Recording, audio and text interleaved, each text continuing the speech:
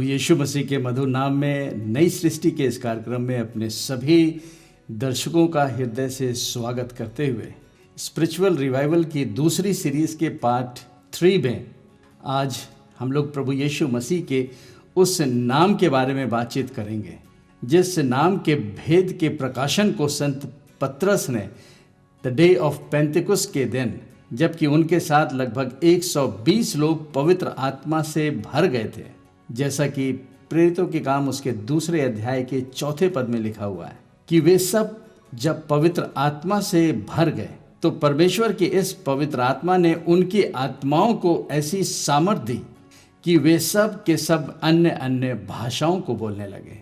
और इस बात को प्रमाणित उन यहूदियों ने किया जो सारे संसार के अलग अलग देशों में तितर बितर हो गए थे, लेकिन अपने पर्व को मनाने और मूसा की व्यवस्था को पूरा करने के लिए वे यरूशलेम में जमा हुआ करते थे। लेकिन इस बार का जो पर्व था, जिसे पेंतिकुस्त के पर्व के नाम से कहा जाता है, इस पर्व के दिन उनके जीवन में एक ऐसा आश्चर्य कर्म हुआ जिसने न केवल उन्हीं के जीवन को, कि जब वो अपने उन देशों में वापस लौटे जहां से वो आए थे, उनके पास एक ऐसी गवाही थी जो उन्होंने जाकर के अपने शहर में, अपने देश में ज़रूर बताया होगा। और इस गवाही को देने वाले जो गवाह थे उनका नाम संत पतरस है, क्योंकि संत पतरस ने उन्हें प्रभु यीशु मसीह के पुनरुत्थान की गवाही दी थी। और इसी गवाही के साथ संत पतरस ने उन्हें ये बताया था कि देखो, प्रभु का नाम जो भी लेगा वो उद्धार पाएगा। और प्रभु कौन थे? प्रभु यीशु मसीह। और इन्हीं प्रभु यीशु के नाम से जब यूहन्ना और पतरस प्रेरितों के काम उसके 3 अध्याय में परमेश्वर से प्रार्थना करने के लिए मंदिर में जा रहे थे, और यहाँ पर हम लोग फिर से उस पद को पढ़ेंगे जो हमें प्रेरितों के काम उसके 3 अध्याय के 6वें पद में पढ़ने को मिलता है। अब क्योंकि ये एक बहुत ही प्रचलित घटना घटी थी इतिहास के पन्नों में, इसलिए हम लोग घटना के बारे में फिर से जिक्र नहीं करेंगे। लेकिन हाँ, आज हम लोग उस प्रभु यीशु मसीह के नाम के भेद के बारे में ज़रूर बात करेंगे जिसका प्रकाशन संत पतरस ने अपने तमाम उन प्रेरित और चेलों के साथ डे ऑफ पेंतिकुस्त के दिन पा लिया था। जैसा लिखा है, तब पतरस ने कहा, चांदी और सोना तो मेरे पास है नहीं, क्योंकि उद्धार पाने के बाद जो पेंतिकुस्त का अनुभव था, इस अनुभव में उन्होंने कुछ और पा लिया था, जिसकी चर्चा स्वयं प्रभु यीशु मसीह ने उनसे की थी कि भाई, जब तक तुम स्वर्ग से सामर्थ ना पा जाओ तब तक इसी यरूशलेम में ठहरे रहना। और उस सामर्थ का जो सोर्स है वो पवित्र आत्मा है, जिसको उन्होंने पा लिया था। और इसीलिए संत पतरस उस जन्म के लंगड़े से इस बात को कहते हैं, भाई देखो, अब सोना और चांदी तो मेरे पास है नहीं, तो फिर क्या है उनके पास? कहते हैं, जो मेरे पास है वह तुझे देता हूं। तो क्या दिया उन्होंने? यीशु मसीह नासरी के नाम से चल फिर। आज प्रभु यीशु मसीह पर विश्वास करने वाले हर एक विश्वासियों के पास वो भेद का प्रकाशन होना चाहिए जो पतरस को मिल चुका था। और वो भेद था प्रभु यीशु मसीह का नाम।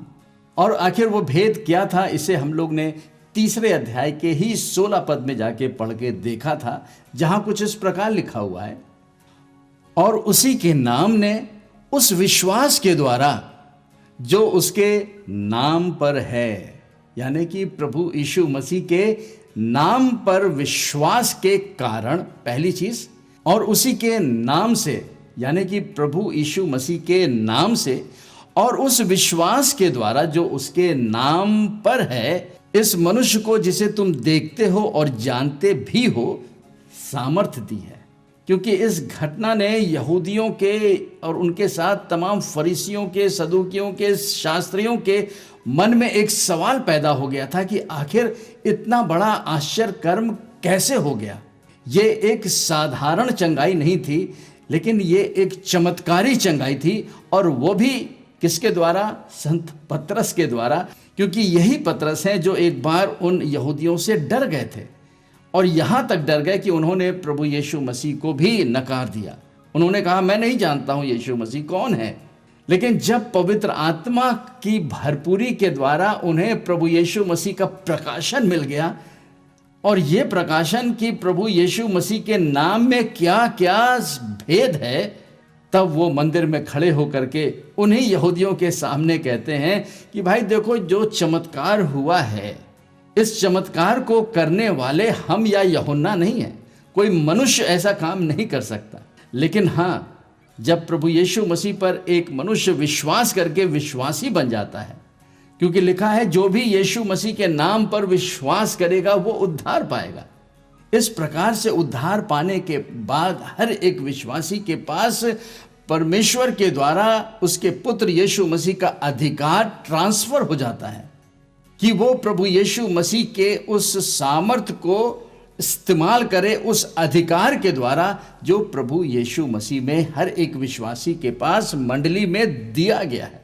इसलिए कोई भी कार्य मनुष्य या एक विश्वासी नहीं करता है, लेकिन यीशु मसीह जो एक विश्वासी की आत्मा में आकर के पवित्र आत्मा के द्वारा रहता है, वो इन सारे कामों को विश्वासी के द्वारा कराता है, जिसे यहाँ पे संत पतरस बहुत ही सफाई से उन यहूदियों को समझाना चाह रहे हैं और कह रहे हैं, भाई देखो, ये सारे काम मैं नहीं किया हूं या यूहन्ना ने नहीं किया है, और ये सारे काम स्वयं प्रभु यीशु मसीह करता है, क्योंकि यीशु मसीह के नाम में सब कुछ जो यीशु मसीह में है, वो सब कुछ उसके नाम में इन्वेस्ट कर दिया गया है। और इसी नाम के बारे में हम लोग इस सीरीज में बातचीत कर रहे हैं कि जो पोस्ट पेंडेमिक आत्मिक बेदारी आने वाली है, जो कि एंड टाइम रिवाइवल से जुड़ी होगी, जिसके की द्वारा एक बहुत बड़ा छुटकारा इस संसार में आने वाला है। इसमें वही सारे कार्य होंगे जो पहली सदी की मंडली में प्रभु यीशु मसीह के नाम और उसकी पवित्र आत्मा की सामर्थ के द्वारा होते रहे, और जिसने कि संसार के इतिहास को बदल दिया। अब हम लोग उस युग में आके पहुंच गए हैं जहां पर इस स्वर्ग के राज्य की कुंजी का अब मंडली के द्वारा बहुतायत और सामर्थ के साथ इस्तेमाल होना है। जिस प्रकार से क्रिएशन के समय में ये पृथ्वी बेडौल थी और अंधकार था, जिस प्रकार से उस अंधकार में परमेश्वर का पवित्र आत्मा मंडराता था, आज भी परमेश्वर का आत्मा सारी पृथ्वी पर मंडरा रहा है। उस समय जब परमेश्वर ने अपने शब्द को रिलीज किया, तो परमेश्वर की आत्मा ने सारी चीजों को क्रिएट कर दिया। एक नया प्रकाश, एक नया जीवन परमेश्वर ने इस संसार में शुरू कर दिया।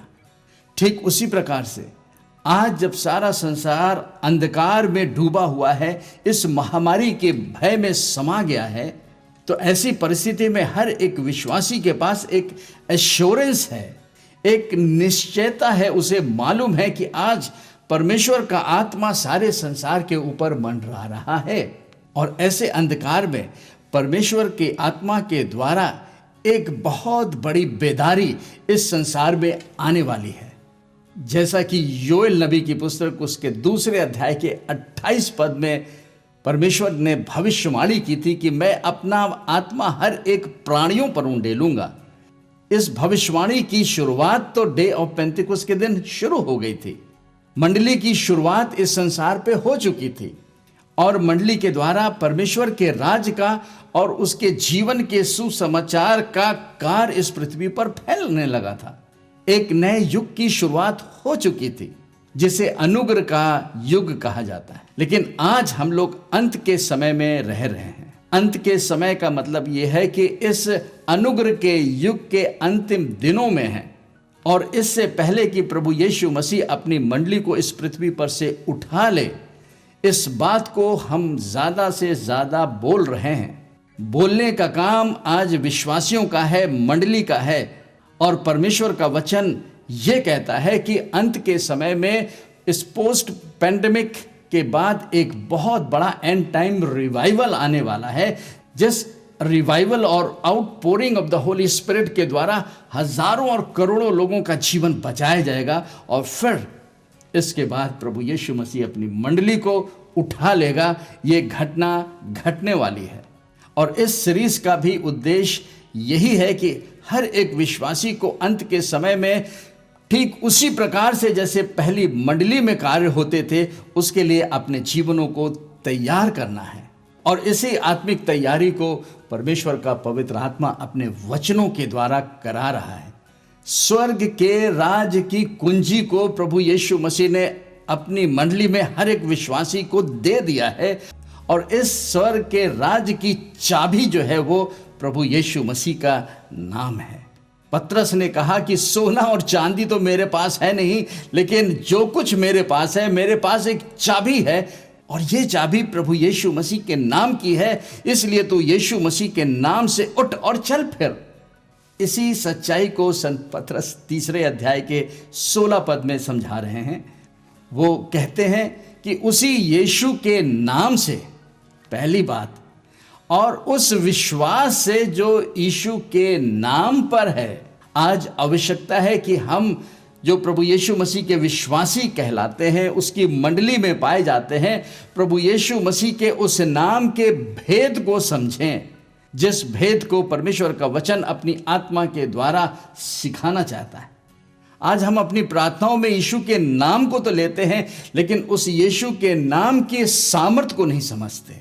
लेकिन आने वाले दिनों में परमेश्वर का आत्मा हर एक विश्वासियों को अपने प्रकाशन को देने जा रहा है, और यह तभी संभव होगा जबकि विश्वासी परमेश्वर की पवित्र आत्मा से भी भरा जाएगा।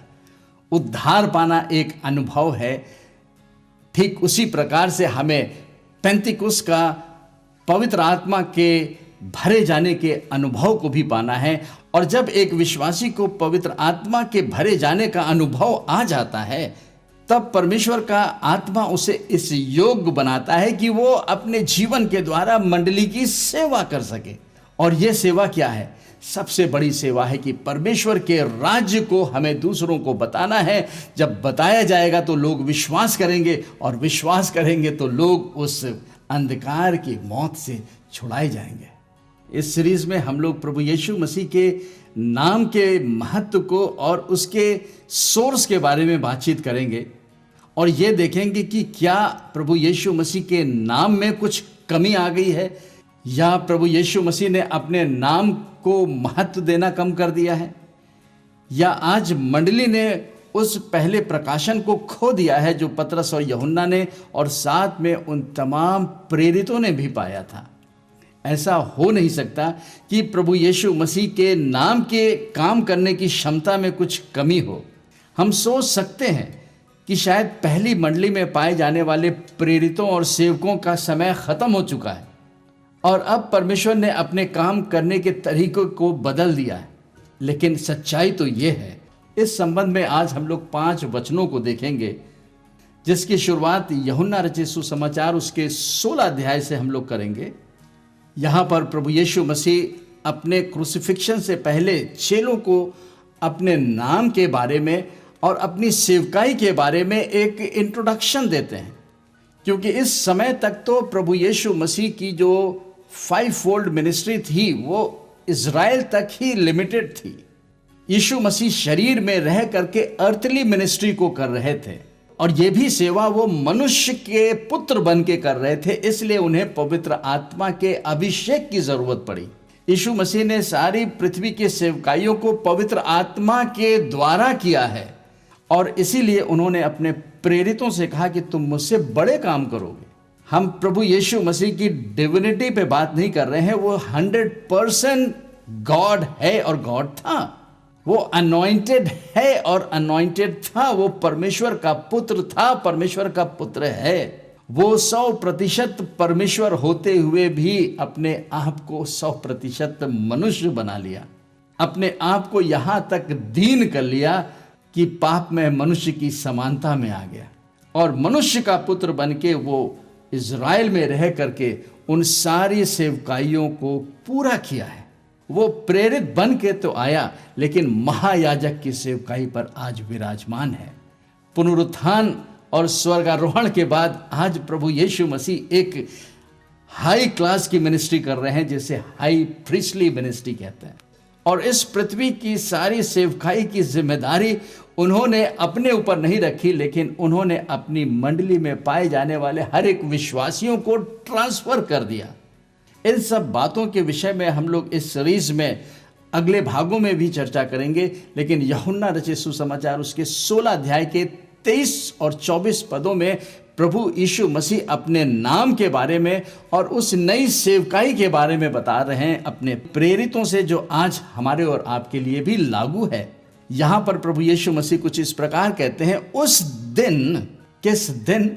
आज के दिन में, आज जब कलीसिया का दिन है, मंडली का दिन है, अनुग्रह का युग है, इस दिन की बात प्रभु यीशु मसीह उस समय कर रहे थे जबकि वो पृथ्वी पर रह करके और पृथ्वी पर सेवकाई कर रहे थे मनुष्य का पुत्र बन के।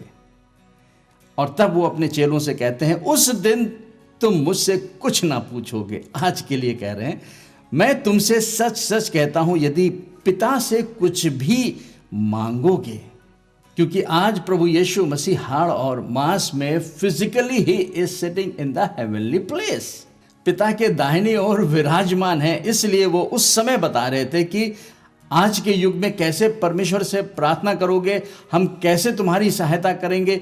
वो बहुत सफाई से बता रहे हैं कि यदि तुम पिता से कुछ मांगोगे तो कैसे मांगो। मैं तुमसे सच कहता हूं, यदि पिता से कुछ भी मांगोगे तो वह मेरे नाम से तुम्हें देगा। हालेलुया। इसका मतलब है कि परमेश्वर पिता आज मंडली के लिए, संसार के लिए एक नाम दे के गया है, जिस नाम की कुंजी के द्वारा आज हम परमेश्वर पिता से कुछ भी मांग सकते हैं, जो उसकी इच्छा के अनुसार होना चाहिए, और उसकी इच्छा परमेश्वर का वचन है। और ये बात प्रभु यीशु मसीह समझाते हुए कह रहे हैं, यदि पिता से कुछ भी मांगोगे वह मेरे नाम से तुम्हें देगा। उनसे कह रहे थे कि अब तक तुमने मेरे नाम से कुछ नहीं मांगा, मेरे नाम से कुछ नहीं मांगा, मांगो तो पाओगे ताकि तुम्हारा आनंद पूरा हो जाए। प्रभु यीशु मसीह अपने नाम की समझ उन्हें देना चाह रहे थे, जिस नाम की समझ उन्हें तब मिली जब पवित्र आत्मा से वे भर गए। उन सारे प्रेरितों को भी प्रकाशन मिला।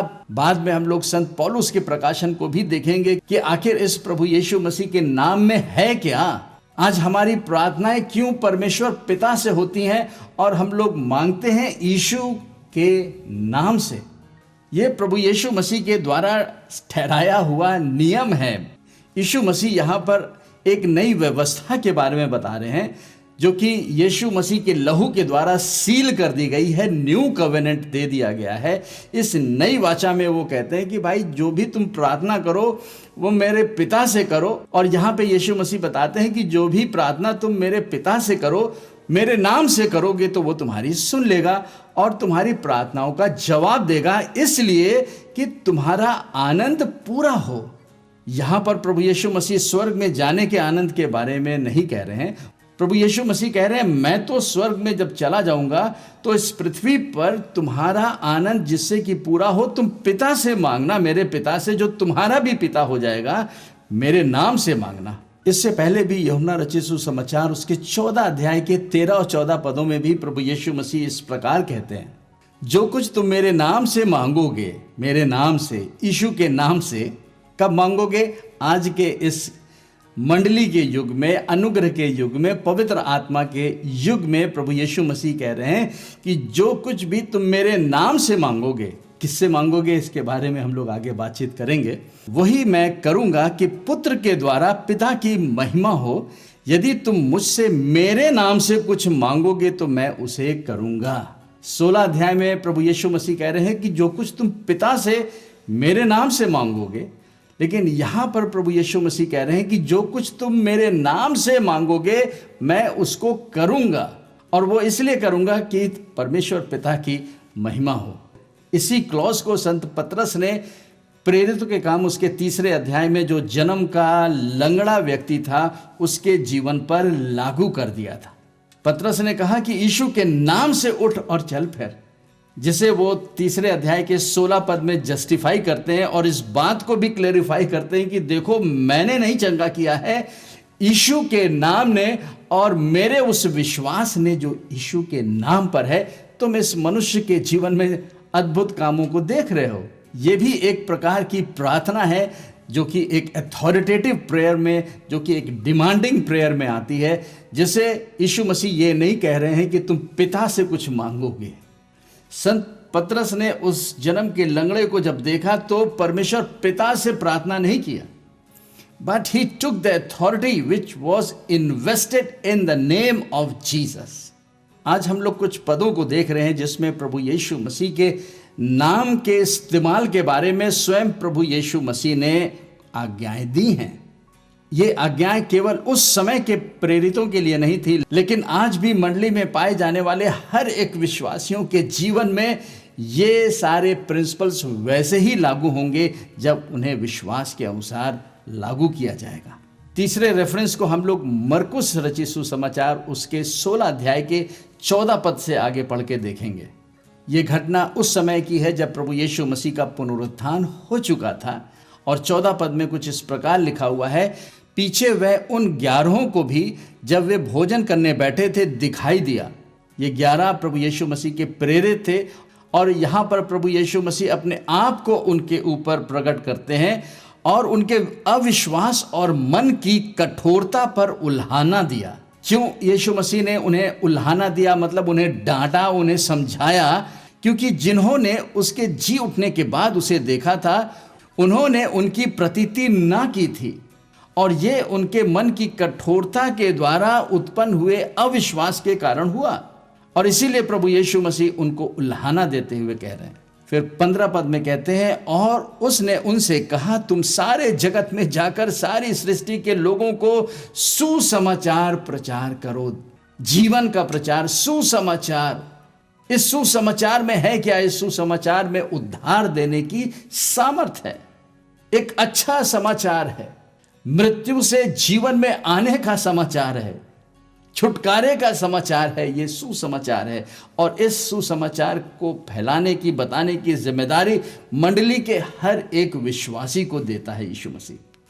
फिर आगे 16 पद में कहते हैं, जो विश्वास करे, और ये विश्वास किसी का भी हो सकता है जिसने प्रभु यीशु मसीह के उस क्रूस की मृत्यु, उसके मृत्यु से जिलाए जाने, स्वर्गारोहण और उसके ग्लोरिफिकेशन के ऊपर विश्वास करके अपने मुंह से अंगीकार कर लिया है। ये पापों का अंगीकार नहीं है, लेकिन ये विश्वास का अंगीकार है कि अब यीशु मसीह जो मुर्दों में से जी उठा है, वो मेरा प्रभु है, मेरा मुक्तिदाता है। जो भी इस बात पर विश्वास करे वो विश्वासी बन जाता है। समाज उसे कोई भी नाम दे सकता है, समाज उसे किसी भी पंथ में कैटेगराइज कर सकता है, लेकिन परमेश्वर के राज में, परमेश्वर की दृष्टि में वो एक परमेश्वर का विश्वासी बन जाता है। और प्रभु यीशु मसीह 16 पद में इस प्रकार कहते हैं, जो विश्वास करे और बपतिस्मा ले उसी का उद्धार होगा। अभी हम लोग केवल विश्वास की चर्चा कर रहे हैं, बैप्टिज्म्स के बारे में बातचीत नहीं कर रहे हैं। इसके बारे में हमारी और भी वीडियोस हैं जो आप देख सकते हैं, सुन सकते हैं, क्योंकि हमारा उद्देश्य इस शिक्षा में प्रभु यीशु मसीह के नाम पर है। और यीशु मसीह कहते हैं कि जो विश्वास करेगा, विश्वास के द्वारा उद्धार है। बपतिस्मा उसका फिजिकल मैनिफेस्टेशन है, लेकिन जो विश्वास नहीं करेगा उसका क्या होगा? यीशु मसीह कह रहे हैं, परंतु जो विश्वास ना करेगा वो दोषी ठहराया जाएगा। बहुत ही भयानक बात है। इसलिए सच्चाई को, सुसमाचार को बताना है लोगों को, रुकावट कितनी भी हो, बाधाएं कितनी भी हो, लेकिन इस सत्य को हमें और आपको दूसरों से बांटना है। ये सुसमाचार है, ये अच्छा समाचार है। जब लोग सुनेंगे तब विश्वास करेंगे, लेकिन जो विश्वास नहीं करेगा वो दंडित ठहरा गया है। लेकिन जो मसीह में है उन पर दंड की आज्ञा नहीं है। फिर इसके आगे प्रभु यीशु मसीह कहते हैं, विश्वास करने वालों के ये चिन्ह होंगे। क्या चिन्ह होंगे? कि वे विश्वासी जिन्होंने मुझ पर विश्वास किया है, यानी कि यीशु मसीह पर विश्वास किया है, वो यीशु के नाम से, मेरे नाम से दुष्ट आत्माओं को निकालेंगे। पहली बात, नई नई भाषा बोलेंगे। दूसरी, सांपों को उठा लेंगे। तीसरी बात, और यदि वे प्राणनाशक वस्तु भी पी जाएं तो भी उनकी कुछ हानि ना होगी। चौथा चिन्ह, और फिर पांचवा चिन्ह है, वे बीमारों पर हाथ रखेंगे और वे चंगे हो जाएंगे। इन सब कामों को करने वाला विश्वासी नहीं है। ये हर एक विश्वासी के जीवन में पाए जाने वाले चिन्हों के बारे में प्रभु यीशु मसीह कह रहे हैं। इसके आगे कहते हैं 19 पद में, प्रभु यीशु उनसे बातें करने के बाद स्वर्ग पर उठा लिया गया और परमेश्वर के दाहिने ओर बैठ गया। अब यहां से प्रभु यीशु मसीह एक दूसरी मिनिस्ट्री में एंटर कर गया है, हाई प्रीस्टली मिनिस्ट्री में एंटर कर गया है, और इस पृथ्वी पर जो सेवकाई का काम था उसने मंडली में पाए जाने वाले हर एक विश्वासियों को ट्रांसफर कर दिया है। और इस प्रकार से जब प्रभु यीशु मसीह स्वर्ग में उठा लिया गया तो 20 पद में लिखा हुआ है, और उन्होंने निकल कर, घरों में रह करके नहीं, कोठरी में बंद होकर के नहीं, क्योंकि जब पवित्र आत्मा उनके ऊपर आया तब वो सारे स्थानों पर निकल कर प्रभु यीशु मसीह के जी उठने के गवाह ठहरे। ऐसा ही 20 पद में लिखा हुआ है, उन्होंने निकलकर हर जगह प्रचार किया और प्रभु उनके साथ काम करता रहा। ये प्रभु कौन है? ये प्रभु यीशु मसीह है, जिसका ये विश्वास है कि यीशु ही मसीह है, वो परमेश्वर से उत्पन्न हो जाता है। He becomes the Lord and Savior of our life। और इस बात की अश्योरेंस प्रभु यीशु मसीह अपने चेलों से करके गया था। यीशु मसीह ने अपने चेलों से कहा कि तुम्हें तो सुसमाचार सुनाना है, लेकिन बाकी जिम्मेदारी मेरी है। और यहां पर 20 पद में लिखा हुआ है, और प्रभु उनके साथ काम करता रहा। इस प्रकार से प्रभु उनके साथ काम करता रहा और उन चिन्हों के द्वारा जो साथ साथ होते थे वचन को दृढ़ करता रहा। आश्चर्य कर्म चमत्कार चिन्हों को करने वाले मनुष्य नहीं होते हैं, लेकिन करने वाला प्रभु यीशु मसीह है, जो उन विश्वासियों के जो प्रभु यीशु मसीह के वचन पर दृढ़ रहते हैं उनके जीवनों से ये कार्यों को प्रभु यीशु मसीह करता है, जो प्रभु यीशु मसीह के सुसमाचार को बताते हैं कि जो कुछ वो बोले उनके वचनों को वो स्वयं दृढ़ करता है, कंफर्म करता है। इस प्रकार से 17 पद में हम लोग ने देखा था कि विश्वास करने वालों के ये चिन्ह होंगे कि मेरे नाम से। आज मंडली में पाए जाने वाले हर एक विश्वासियों को इस प्रभु यीशु मसीह के नाम के अथॉरिटी को समझना है, उस कुंजी को समझना है जो प्रभु यीशु मसीह ने हर एक विश्वासी को दे दिया है। इस यीशु मसीह के नाम से केवल उद्धार ही नहीं मिलता है, लेकिन इस प्रभु यीशु मसीह के नाम से एक विक्टोरियस मसीही जीवन को प्रभु यीशु मसीह हर एक विश्वासी के जीवन में संभव करता है। जिस प्रकार से पतरस ने प्रेरितों के काम उसके 3 अध्याय के 16 पद में कहा कि ये सब मेरी ओर से, हमारी ओर से नहीं हो रहा है, लेकिन ये बड़ा आश्चर्य कर्म जो तुम 40 साल से पड़े हुए उस लंगड़े के जीवन में देख रहे हो, इसको करने वाला स्वयं प्रभु यीशु मसीह है, जिसने अपना नाम हमें दे दिया है। उस नाम और उस विश्वास के द्वारा जो यीशु के नाम पर है, तुम ये बड़ा आश्चर्य कर्म देख रहे हो। आज परमेश्वर का आत्मा फिर से अपनी मंडलियों को जागृत कर रहा है, क्योंकि ये मंडलियां प्रभु यीशु मसीह की हैं। यीशु मसीह ने कहा कि अधोलोक के फाटक इस पे प्रबल नहीं हो सकते, क्योंकि प्रभु यीशु मसीह ने अंधकार के सारे शक्तियों को हरा दिया है और अपनी अथॉरिटी को हर एक विश्वास करने वालों को दे दिया है। यदि अभी तक आपने उस अधिकार को जो यीशु मसीह के नाम का है आपने नहीं पाया है, तो प्रभु यीशु मसीह पर विश्वास करें और अपनी आत्मा में इस सत्य को मान ले, ग्रहण कर ले, कहें कि हम विश्वास करते हैं कि यीशु मसीह ने क्रूस पर मेरे पापों के लिए अपनी जान दी, मेरी बीमारी रोगों को अपने पर उठाया है, उसी के कोड़े खाए जाने के घावों से हम चंगे हुए हैं। और अपने इस विश्वास के अंगीकार को प्रभु यीशु मसीह के नाम से करें तो अवश्य आप उस अधिकार को पा जाएंगे। आइए हम लोग प्रार्थना करें। हमारे जीवित और दयालु पिता परमेश्वर, हम धन्यवाद करते हैं कि आपने हम मानव जाति के लिए अपने पुत्र प्रभु यीशु के नाम को दे दिया है, ताकि जो कोई यीशु के नाम को ले वो निश्चय उद्धार पाए। हर एक घुटना इस यीशु के नाम के आगे टिकता है। हम पवित्र आत्मा के उस अभिषेक को हर एक विश्वासियों के जीवन में यीशु मसीह के नाम से रिलीज करते हैं कि तेरा प्रकाशन पाएं और आज मंडलियां तेरी आत्मिक जागृति के लिए तैयार हों। इस प्रार्थना को आपके पुत्र अपने उद्धारकर्ता प्रभु यीशु मसीह के सामर्थी नाम से मांगते, आमीन, आमीन, आमीन।